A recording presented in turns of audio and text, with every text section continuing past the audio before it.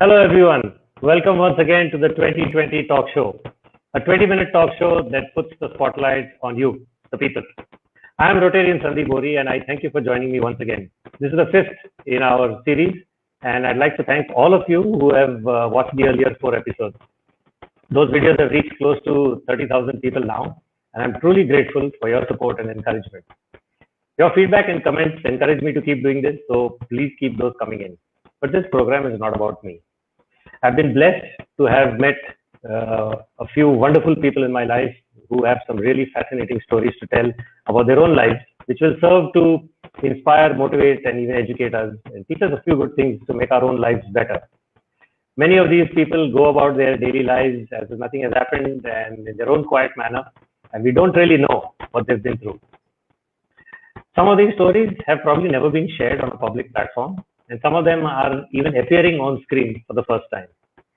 It's my privilege to introduce my fifth guest. Yes, so he is the oldest of three children and surprisingly the most spoilt in his own words. According to him, the only spectacular thing he did in school was taking part in the debate and having it so badly that he was told he would never ever be given a chance again.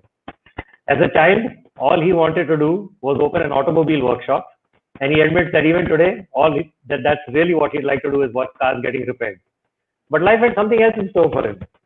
He did his BE in electronics, started off at HCL, ended a corporate stint that lasted 24 years, leading a South Asia team of a multinational company, and earning close to about 3 lakhs a month. I hope that disclosure was okay. But something was amiss. He wasn't feeling fulfilled. He wanted to do, in his words, something better with his life, something more. So he studied law while he was working. He started another career from scratch. And at one point, he was making just 1/10 of what he originally was. Why and how? Well, that's his story to tell. Please join me in welcoming the now very vocal, but very affable Advocate Ravi Punjabi. Hello, Ravi. Hello. Thank you for agreeing to share your story with us. Thanks, Sandeep, for having me over. Yeah, you're welcome. I must tell the audience this. I usually brief all our guest speakers as to what is going to be the program flow and how things will work. And so for this show, I was briefed.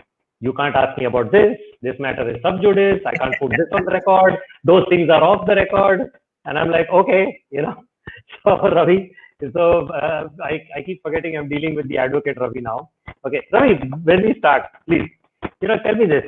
It's quite ironic that you are bad at debates in school, and now here you are as an advocate, requiring probably the most proficient linguistic capabilities. But first, tell us about that incident in school.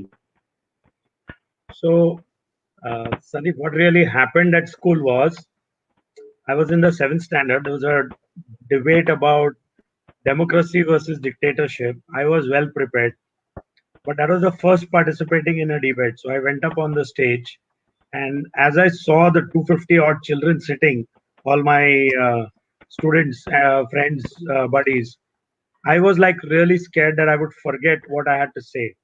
So I rattled away everything, and for what I should have spoken over probably 5 minutes or 8 minutes, I completed it in 2.5 minutes. And I knew I had messed up because I had gone like a non-stop train. So there was no pauses, there was no commas, all punctuations were eaten up. Message was delivered without forgetting. And when the teacher, God bless her, she's at Kerala somewhere now. So Miss Kalyani, as we knew her fondly, and we know her, so she came to me and she said, "This is the last time you are coming to a debate. I will never take you to any debate ever again." So that is how it ended. And after that, I did not try going up on stage, speaking to people, because I was really, I believed that I didn't have the capability at that point in time. So during your career, as of course, the school thing was, hopefully you weren't scarred for life, so you finished your studies and everything and you got into work. So did you still carry that thing with you that, I can't speak in public? Well, in a way, yes, which is where I didn't go for a sales career. I tried to get into mechanical colleges at some seats. I went off to electronics, completed electronics, did my diploma, did my degree. And as I completed that, option was to go to sales or go to service. So didn't go to sales because I didn't think I had it in me to talk to people or to bring them over to my side. So it did continue for a long time, and it was not known to me that this was something which I had carried as baggage till a point at time when you come to corporate presentations, and there I realized that you sometimes you talk and sometimes you don't. Sometimes you're good and sometimes you mess up. So that's okay. That's what. So that's where I realized, but it shaped my career because I went into servicing computers. My first job was the screwdriver opening computers, looking at spare parts, looking at a bunch of things. So that's how it did. The impact was there, yes. So you worked for some very, very notable IT companies and some multinationals. Can you just tell us a little bit about your first career, if I can say that? My first effective job was at a company called Business Links, which is at Narman Point. I don't think they exist anymore. So where I went and repaired computers, and then within a year I got to HCL, and that was really the company which I wanted to join because that at that time there were really two or three companies selling computers in India. There was HCL, there was Wipro, and there was Siva or Sterling Computers. So I got to HCL, which was supposed to be one of the leaders. Infosys as a name came in much later. Like Infosys became a name much later in time. It existed at that point in time, but the hardware service providers or the computer sellers, because at that time computer was a new thing. So anybody, if you told them computer engineer hai, matlab, like it's like bada doctor hai. Like people you so that's what. So worked with HCL. Then I joined after 7 years at HCL. I went on to a company called NCR, which is essentially the ATMs. Most of the ATMs or many of the ATMs across the country are installed by NCR or sold by NCR and maintained by them. So I went there. I went into HCL Comnet for a point of time, brief period, which is about communicating through VSATs and wireless VSAT and SATCOM antennas. So that was there. And then I went to Cisco, which is the world leader in internet, and it's still a big company. And from there, I went on to my last destination, where I spent 8 years, was a company called NetApp, which was originally called Network Appliance, but later the name was NETAPP, NetApp. So there was the whole period where I studied law, and I kind of went in, and I ended with NetApp as my final corporate employer. So at NetApp, what were your responsibilities, in terms of what all were you looking after? It was much more than computer service because you grew from that role. So what exactly were you doing in NetApp? So I'll tell you, I repaired computers. At a point, I went and sat in with my ATM engineer, and I have even seen the insides of an ATM. As to the logic boards and the power supplies, card readers, bunch of things. So I've done that. Then I was, but I was at in 7-8 years time, I was a service manager. So area service manager, then a regional service manager, and then at a point when I joined Cisco, I went into customer service logistics. Service logistics is essentially getting parts to customers on time, because if an engineer goes but he doesn't have a part, he can't fix the system. So at NetApp, which is my final job, I was actually taking care of service logistics for Southeast Asia, which is 13 countries from India up to Australia, excluding China, Korea, Japan. So I was doing a lot of countries, and ensuring that the parts got into the depot in time, and that these parts were shipped across to customers on a 24/7 basis whenever they ordered. So ordering was online. Like, I was not involved in a customer ordering a part or a part reaching him. All of that was done by what we call in the industry as TPL, which is third party logistics.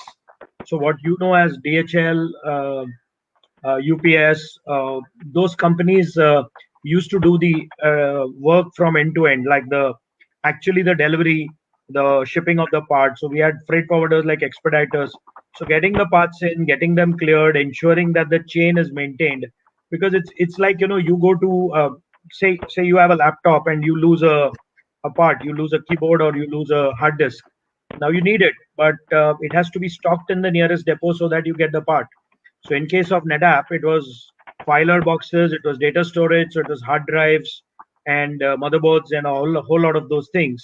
So all of that had to be stored in at the nearest closest depot, so that when a customer ordered for a part, and it could be that the customer, like say a Citibank or a airline, would order that part at 2 o'clock in the morning, and it had to reach them by 4 a.m. or by 6 a.m. And then an engineer was lined up accordingly, so that the engineer then went and attended the call and fixed the part. And if one part didn't do, then second part. That's pretty much how it works. So Yeah. that was my role there. Yeah. So from all of this technical stuff that you were doing, okay. So when did you get this feeling, and what triggered this thing that you suddenly, like you told me that you said that you wanted to do something more, something better with your life. So what triggered that? Was there a trigger in the first place? There was a trigger. So I'll tell you, it's a few things put together. The first point is that in 2000, when I joined Cisco, is a great company. Like if anybody gets a chance, he or she should work for Cisco. It's one of the best companies in the world to work for. And both these companies, Cisco and NetApp, are both housed in US, within probably 20 miles of each other, and they're both in the top 5 for the great place to work globally. So one of the things which they do is they develop manpower, or like the true meaning of human resources, or how do you really have an employee grow, is what I saw in these two companies where I worked totally for 12 years, 12 and a half maybe. But at Cisco, as I was going through leadership programs, a question comes up as to, while you want to grow to your next promotion and you want to go to your next role, but what do you really want to be known for? Our boss, he was from Australia at that point in time, and he asked us, so what would you want to be remembered for if you were to be hit by a bus tomorrow? Like, if I die tomorrow, what do I want people to remember me for? And so I knew that I was a part of a corporate chain. I was successful, yes, but uh, I'm still a kind of a gear in the whole machinery. So in a corporate job, you're really a small gear, or you could be the driving motor, but you are essentially somewhere a small element of the whole thing, because what you Right. work for is the company, and the corporate earns. Like if NetApp were to earn, they would earn from Citibank or from anybody, but they earn from each other. Now, what's the role of the individual? The individual has to do his job, and if he doesn't do it, then the next individual will do his or her job. Meaning, you'll probably change the employee, you'll probably change roles. So that is something which I found that I wanted to grow beyond that, and I wanted to have a brand or an equity, or a brand value associated to my name. So around 2002 somewhere, or 3 somewhere, I started looking for what do I want to do next. And I was most certain that I didn't want to be part of the IT industry, the information technology industry, for the rest of my life. I didn't want to spend 25 more years in the IT industry at that point in time. So then I started looking at what is it that would actually give me juice, which would give me, some kick for what do I really want. And I didn't find it at Cisco, but the NetApp job was a great job, and my ex-boss joined NetApp, so he called me there, and I went and joined. So I worked with that gentleman for 12 years, and while I was working with him, uh, you know, um, at a point so I'll go on to the next point. So that is where the awakening came, that I wanted to do something else. Now, once that was there, then I kept looking for what next, but I couldn't find it. And it was not easy. I would have explored probably 50 or 100 options as to what do I really want to do. If not this, then what? But then at that point in time, um, I came to stay at the housing society where I currently live, where my apartment, my flat is, and they were embroiled in a dispute with a builder. So to help the committee and to help the people who were fighting, I went along with them to meet the advocates, and I found advocates very strange, very weird. Because they would say something, and they They're listening. They're listening and they're watching, and you'll see that them in court too. that's okay. Yeah. So they say one thing, and then after 15 days they say something else, and so I was not able to really understand and get so their world is different and our world is different. At least now I'm in that world, but at that point of time as a litigant I couldn't understand why it is not simple. Why is it so complicated? So you know uh, one of the advocates even told me तुम्हारा ये engineering नहीं है, तुमको नहीं समझेगा. तो मैं बोला बॉस engineering समझा तो law कैसे नहीं समझेगा? But I never thought I would end up being a lawyer at that point in time. But I was working on that, and it was something of my interest. Like reading a 20-page draft of what complaint we are writing against a builder was of my interest. Now, as I went in through the whole thing, that is where I realized that this also was one option. This could be. So I was sitting at my office, and I opened my drawer, and I remember the name of the advocate whose card just came in my face, like in the drawer it was there on the top. And as I read it, I said, okay, I could do law, and maybe that could be a career. And then I went, and next few days I found out from a couple of colleges, and so they said you need to do a 3-year degree, and you need to qualify as a lawyer. But then I spoke to a couple of friends or people whom I knew who were lawyers. They said you should not do it because it's too crazy, it's too risky, it's too wild. It's like uh, you know uh, actually going and you drive a Rolls Royce. Now next day you're going to drive a bicycle or something like that. Like you're going to start from scratch, actually from scratch. And it's completely different, completely diverse. So that's how it came to me that I wanted to do Well, that. And sorry. it's interesting. You said no. Go ahead. Sorry, it's your story. It's interesting that you chose to pick law, and that's it. Tell me the admission part. See, it's one thing to decide that I'm going to do this. It's great motivation, inspiration, and then comes the drill. That you go dhakka khao, go to the college, try to get admission. Was it easy? I mean, is it somebody who having spent so many years being an engineer, and then you suddenly want to change streams? Was it easy? Is it easy? Was it easy for you? What was your experience? uh it was mad. It was mad in the sense I didn't tell my boss that I was going to do this because he may not allow me to join the college. So what I did is I went and first got admission, and so it was that part was easy. The first part, I went to a Sindhi college. I applied under the Sindhi quota because I'm a Sindhi, and I had an engineering degree where I'd got. I just missed first class by a percent, so I had 59%. So went and got that, but 59 in engineering is like a great score. Even today, if somebody did a 59 or a 61 in engineering, it's something which is like really good. You don't get 85% in engineering, meaning some scholars do, but the most of the common engineers they don't. So I got admission to that college, and that college timings was 7 to 10 a.m.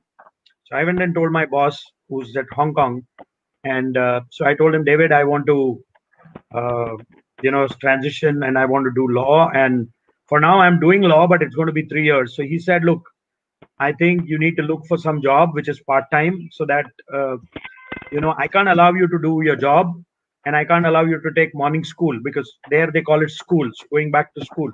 So going to school, you can't go to school in the morning and then come to college to work at 11 in the morning. So then I had the new challenge of finding a course which would suit me.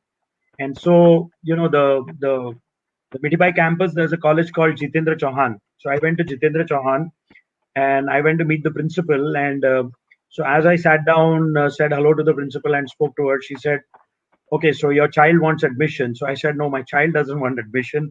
I want admission. And so she was a bit shocked. And I gave her my business card, and She said, Mr. Punjabi, you're wasting. I remember her name. Her name was Sandhya Day.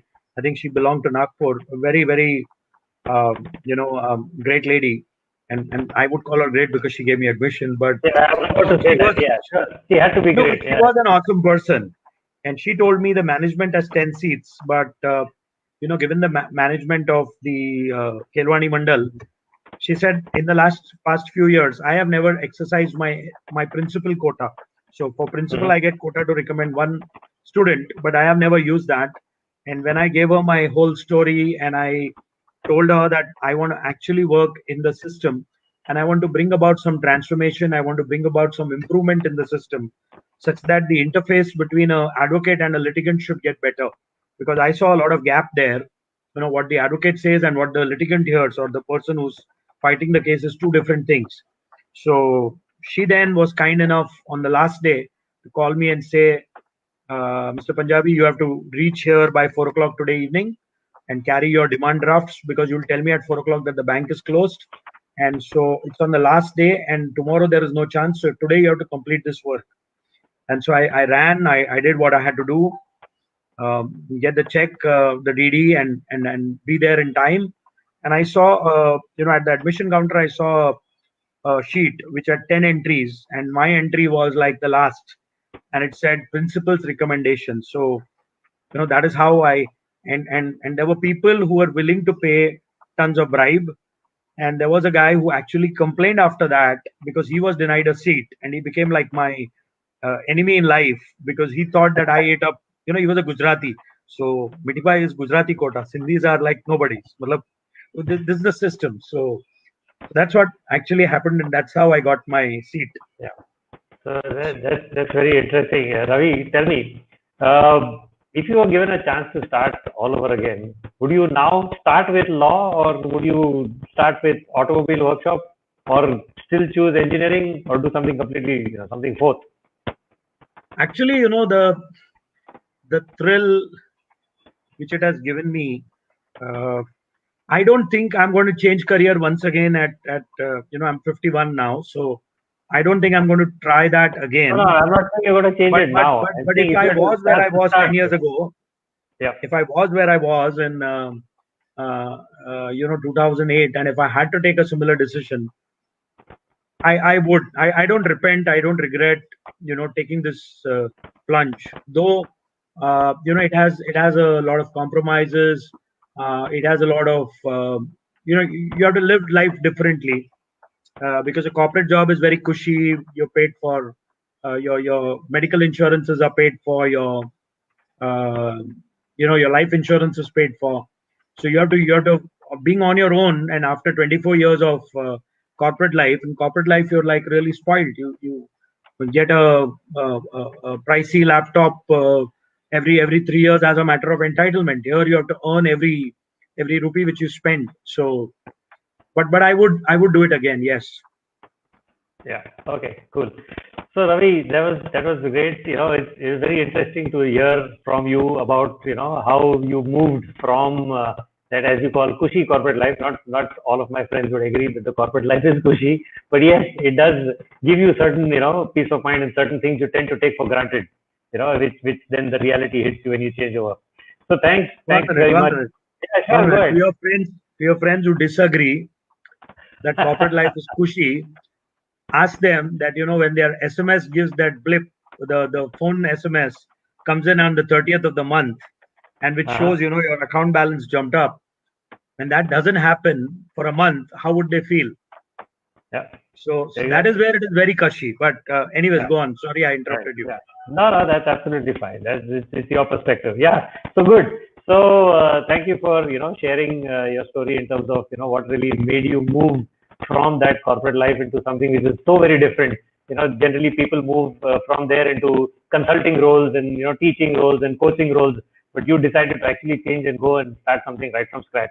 Very, very commendable. And thank you, Ravi, very much for sharing your story. I'm honored that you consented to come forward and share it. To all of those who are watching, please share your thoughts in the comments. And Ravi, please go back and check. A few people have actually asked questions. So, though this is not like a Q&A format, but there are some questions, I'd request you to go and have a look at them and do that. And for the others, please do like the page. And if you know of someone whose story can be, inspiring, motivating, or even educating for the rest of us, please use the same link. Reach out to us. Reach out to me. Let me know. Thank you once again, everyone. Thank you, Ravi, once again.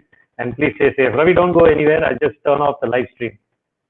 Thank you, Sandeep. Thank you, Sandeep. Thank you all. Yeah. Thank you very much.